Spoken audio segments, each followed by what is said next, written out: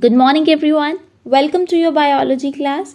Today, we are going to start with a new topic of biology, that is cellular respiration.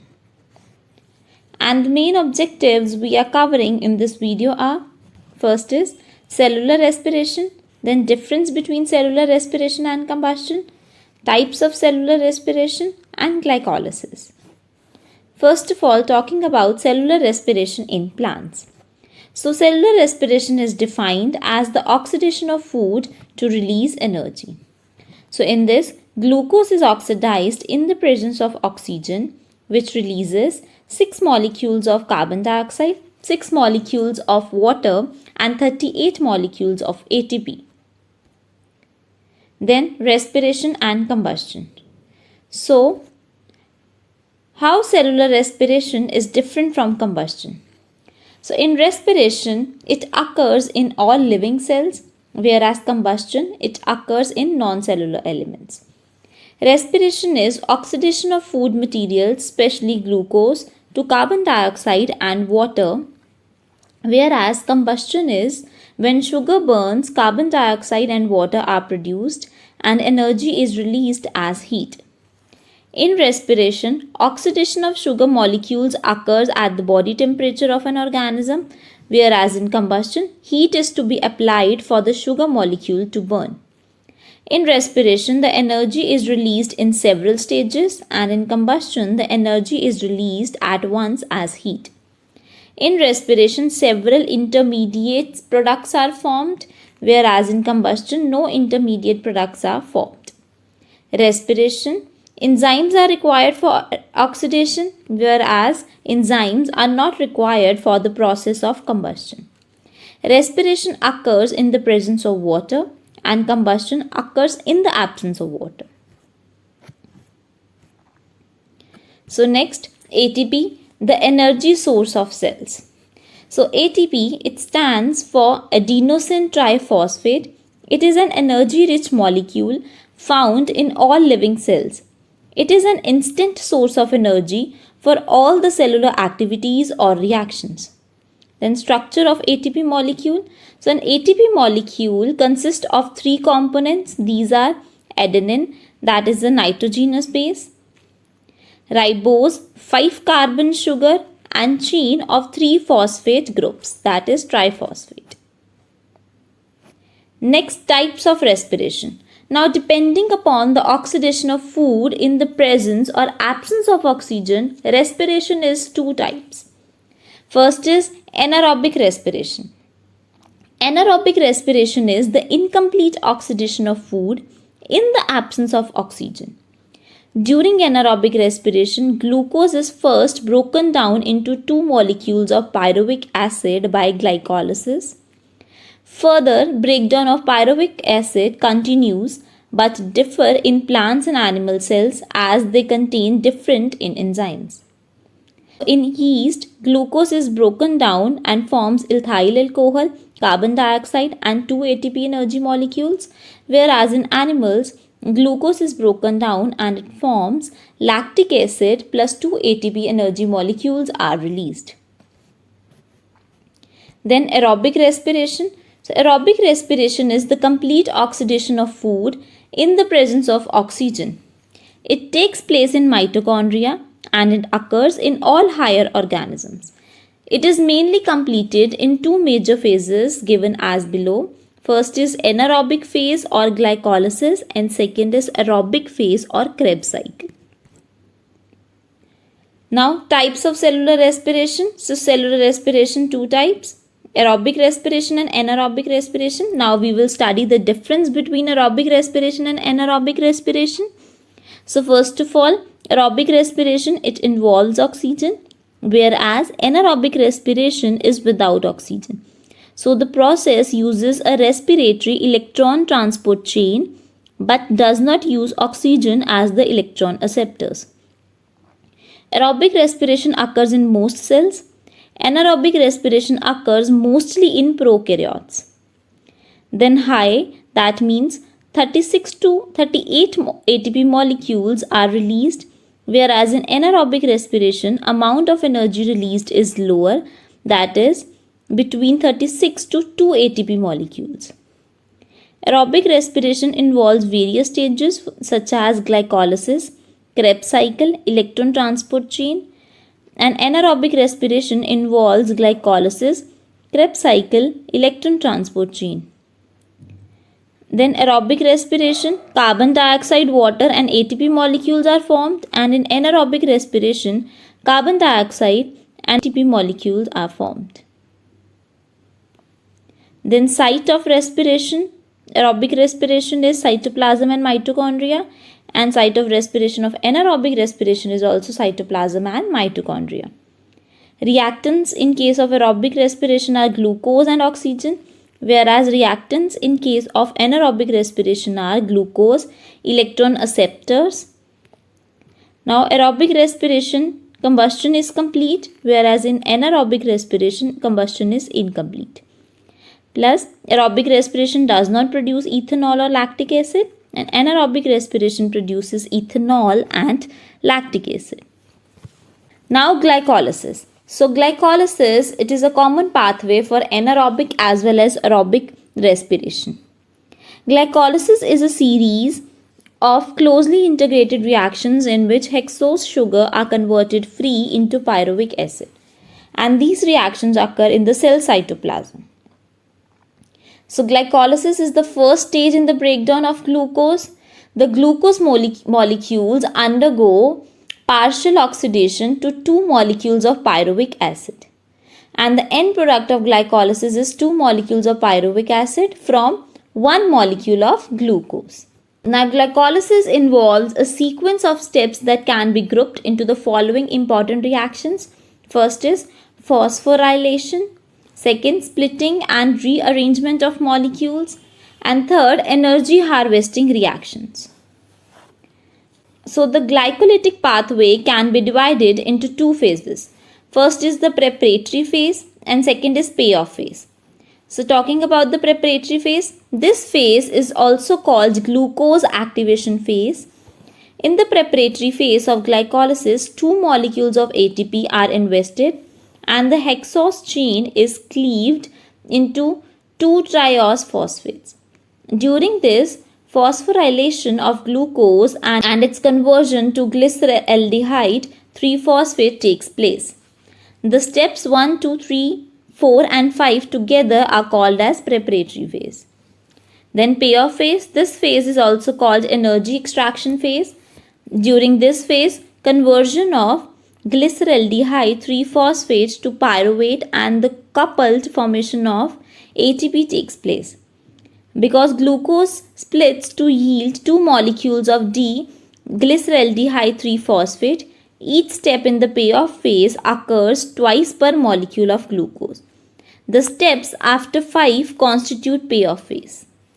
Now, the steps involved in glycolysis. So, first step which is involved in the process of glycolysis is the conversion of D-glucose into glucose 6-phosphate. Okay, so this process is called polymerization. So here the glucose ring is phosphorylated.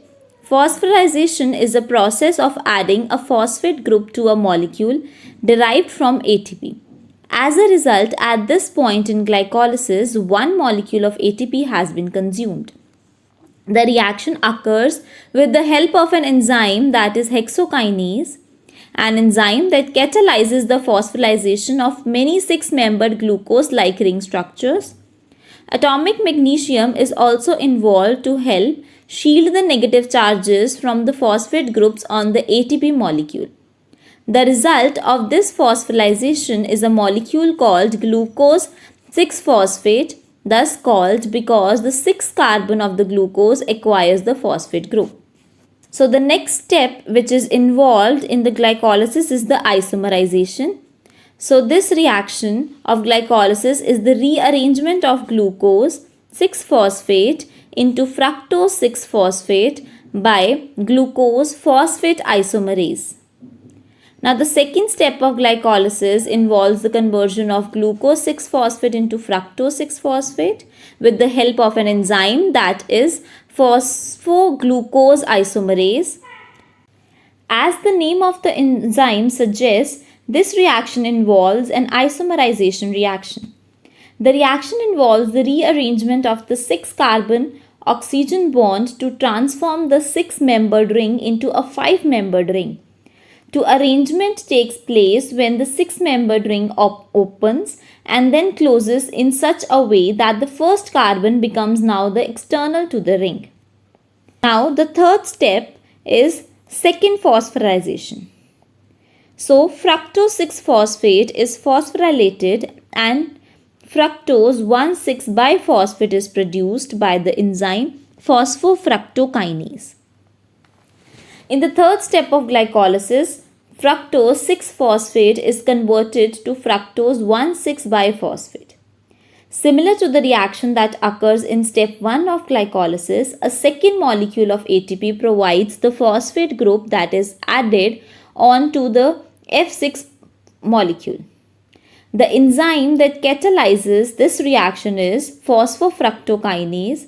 As in step 1, a magnesium atom is involved to help shield negative charges. So step 4 involves splitting and rearrangement of fructose 1,6-biphosphate. So the 6-carbon molecule, that is fructose 1,6-biphosphate, is split into 2 3-carbon molecules, 3-phosphoglyceraldehyde and dihydroxyacetone phosphate. Both of these are interconvertible. So this step utilizes the enzyme aldolase, which catalyzes the cleavage of fructose 1,6-biphosphate to yield 2 to 3 carbon molecules. One of these molecules is called glyceraldehyde phosphate. So next step is, that is step number 5, that is triose phosphate isomerase.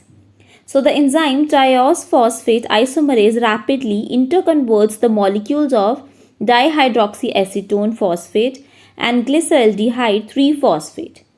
Glyceraldehyde phosphate is removed or used in the next step of glycolysis. Glyceraldehyde phosphate is the only molecule that continues in the glycolytic pathway. As a result, all the dihydroxyacetone phosphate molecules produced are further acted on by the enzyme triose phosphate isomerase, which reorganizes the DHAP into GAP molecule. So it can continue in glycolysis. At this point in the glycolytic pathway, we have 2 to 3 carbon molecules but not have fully converted glucose into pyruvate.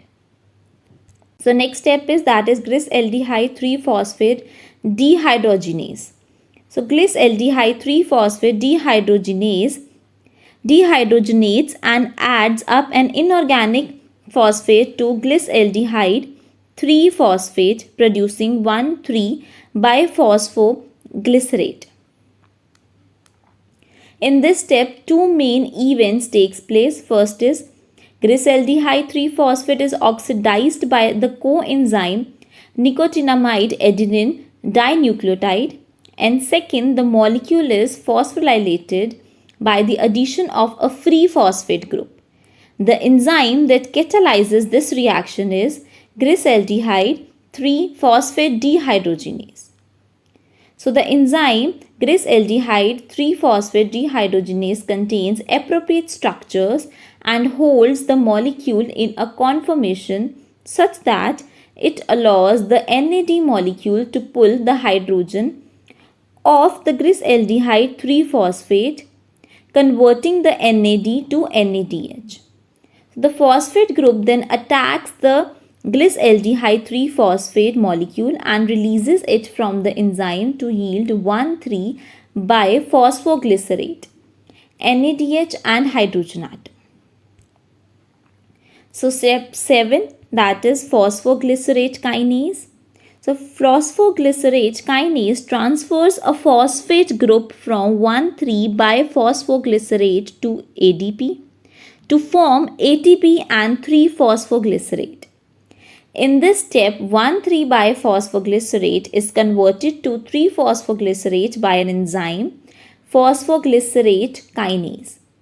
This reaction involves the loss of a phosphate group from the starting material. The phosphate is transferred to a molecule of ADP, that yields our first molecule of ATP. Since we actually have two molecules of 1,3-phosphoglycerate, so we actually synthesize two molecules of ATP at this step. With this synthesis of ATP, we have cancelled the first two molecules of ATP that we used, leaving us with the net of 0 ATP molecules in this step of glycolysis.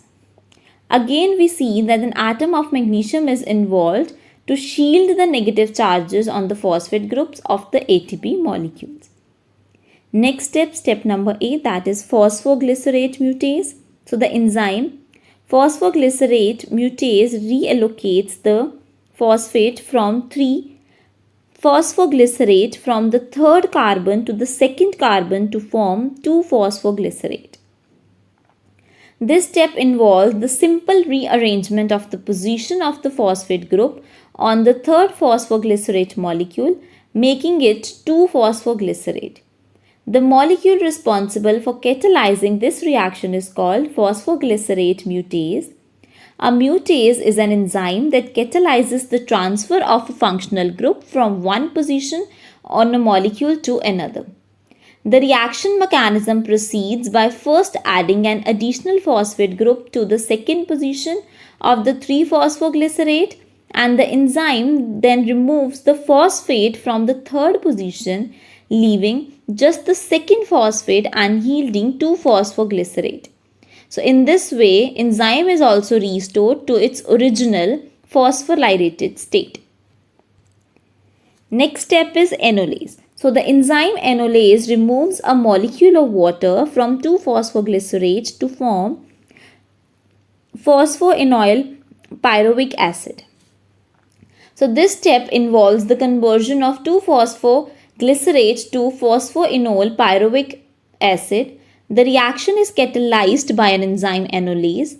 Anolase works by removing a water group or dehydrating the 2-phosphoglycerate. The specificity of this enzyme pocket allows for the reaction to occur through a series of steps too complicated to cover. So next step 10, that is pyruvate kinase. So the enzyme pyruvate kinase transfers a phosphate from phosphoenol pyruvate acid to ATP to form pyruvate acid to ATP, result in step 10. So the final step of glycolysis converts phosphoenol pyruvate into pyruvate with the help of an enzyme, that is pyruvate kinase. So as the enzyme's name suggests, this reaction involves the transfer of a phosphate group. The phosphate group attached to the second carbon of the phosphoenol pyruvate is transferred to a molecule of ADP, yielding ATP molecule. Again, since there are two molecules of phosphoenol pyruvate, here we actually generate two molecules of ATP. From step 1 to 3, 2 molecules of ATP are used. From step 7 to 10, 4 ATP molecules are produced. Immediately upon finishing glycolysis, the cell must continue respiration in either an aerobic or anaerobic direction. This choice is made based on the circumstances of a particular cell. A cell that can perform aerobic respiration and which finds itself in the presence of oxygen will continue on to the aerobic citric acid cycle in the mitochondria. If a cell able to perform aerobic respiration is in a situation where there is no oxygen, it will move into a type of anaerobic respiration called homolactic fermentation.